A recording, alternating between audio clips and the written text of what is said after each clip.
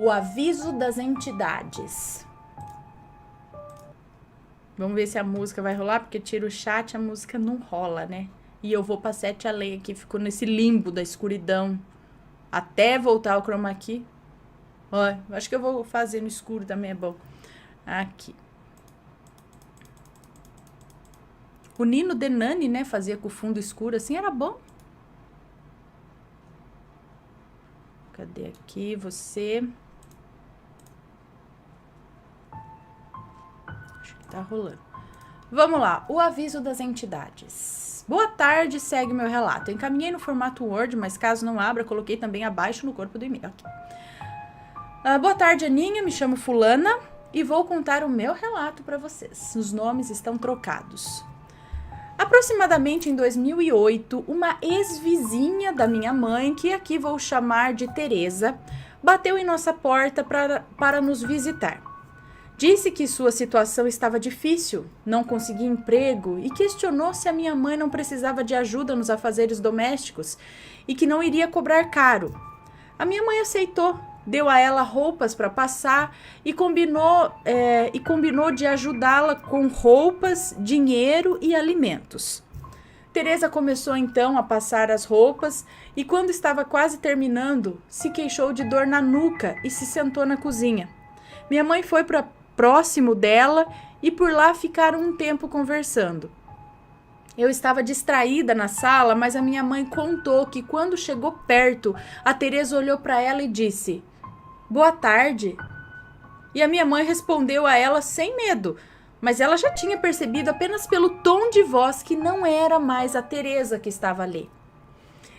Eu e minha mãe não somos exatamente espíritas, mas já fomos algumas vezes em centros espíritas kardecistas e acreditamos no mundo espiritual. Já a Teresa, sabemos que ela frequenta o candomblé. Sempre usa correntes e roupas que são compatíveis com a religião.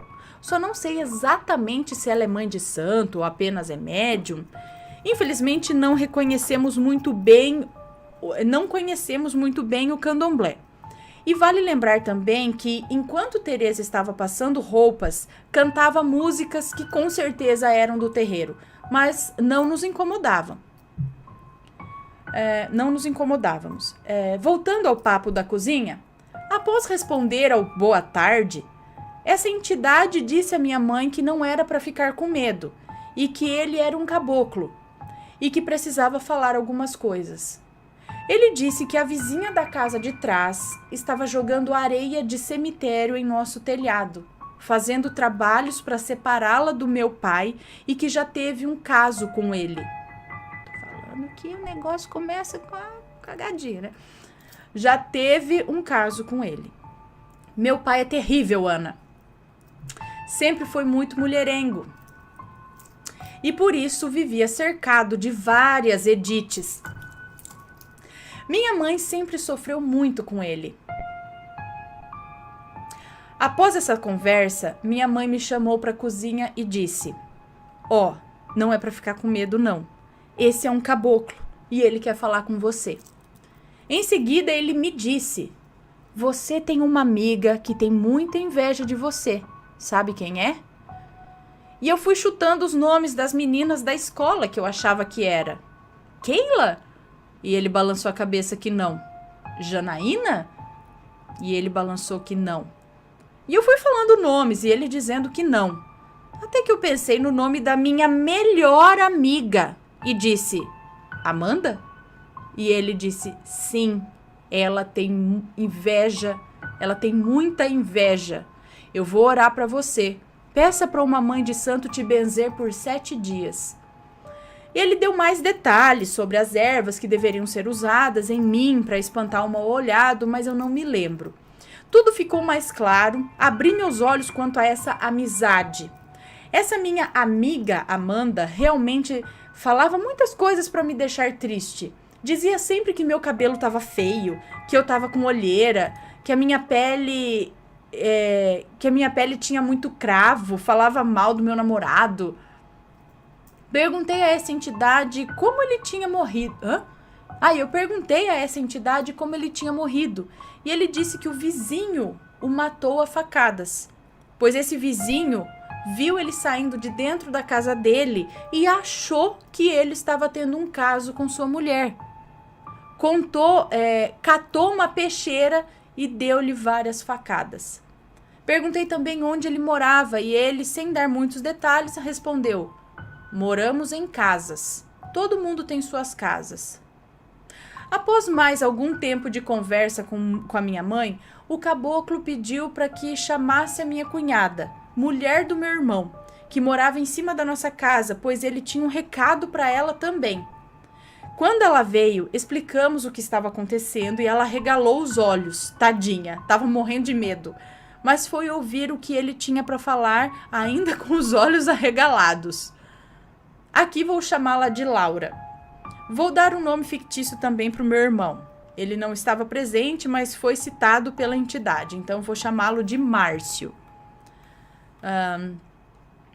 Laura foi para perto e ele pegou na sua mão e falou com um tom de voz bem baixinho, mas consegui ouvir mais ou menos a conversa e fiquei assustada também.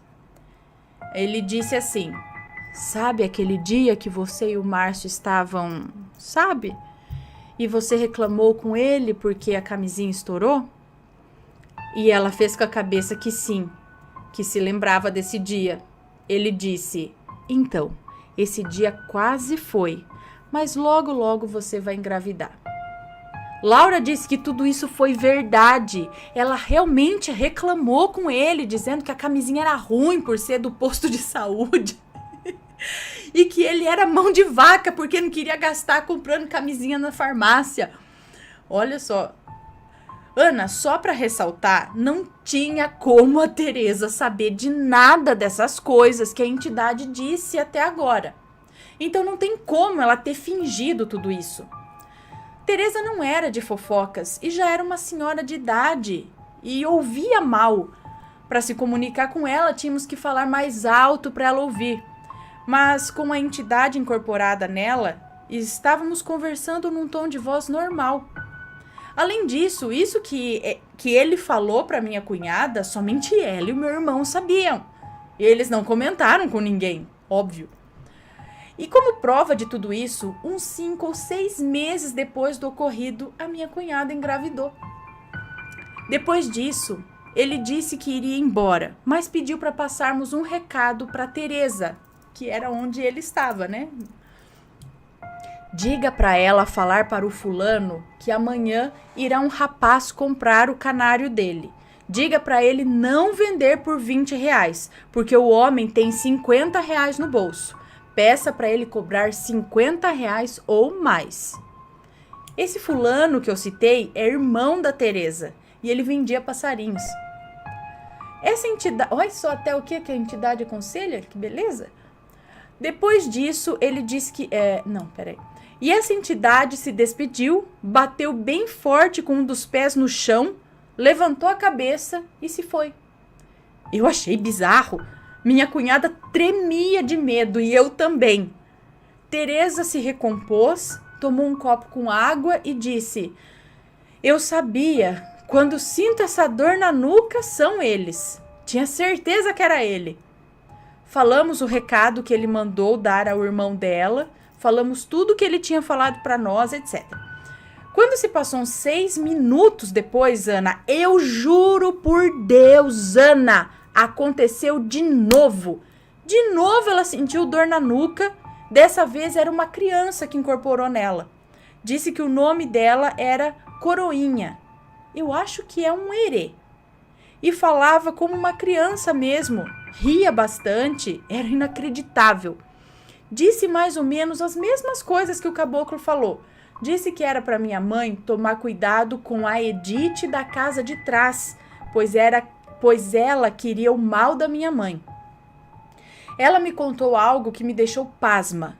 Ela me disse, rindo bastante: um dia eu fui brincar com a sua boneca e ela caiu de bunda no chão. E ria. Eu ri, mas meu quarto tinha prateleiras cheias de bonecas, mas era só de enfeite, porque eu já tinha 16 anos quando isso aconteceu. Eu não brincava mais. E a minha mãe disse: eu lembro mesmo dessa boneca caída, porque achei estranho a forma que ela estava no chão. Estava longe das prateleiras e caída de bunda pro chão mesmo. Mas ela estava sentada na prateleira e não tinha como cair daquele jeito. Ela disse sobre a minha amiga também, falou que ia orar por mim. Não lembro exatamente as falas dela, mas eu acho que ela disse algo como: vou orar por você enquanto estiver dormindo.